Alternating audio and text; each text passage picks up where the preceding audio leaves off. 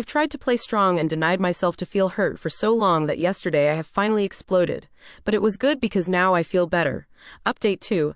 As planned, David did take some time for himself and went to a retreat cabin for a week. He went there alone because he wanted to have the space and time to rethink his life choices.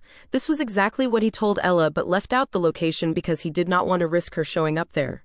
The first day he was away, Ella contacted my parents and me to ask us about my brother's location. We did not disclose anything. On Wednesday that week, I was contacted by some of my brother's friends.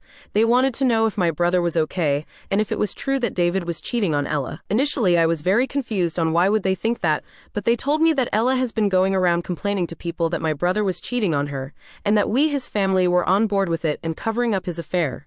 I told my bro's friends that this was not true, but I decided to be petty, so I went on social media, uploaded a photo of me with my brother, and wrote how proud I am of him, that he is taking this time to focus on mental health and his well-being. Some hour later, Ella called me and demanded I take down my post because I was embarrassing her. I played dumb and asked her why would a post dedicated to my brother would ever embarrass her. She never answered, never admitted to lying, and I never took down my post. It will stay where it is for posterity. Tears of joy. After my brother returned from the retreat, he asked me, George, and my parents to meet up at our parents' place and talk. He apologized for everything that happened with his wife and told us a lot of things about Ella. Apparently she is a very jealous person and she has a constant need to put others down so she can look better or feel superior.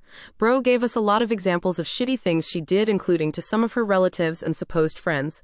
One of her female cousins works for a transport company, so most of her colleagues at work are men.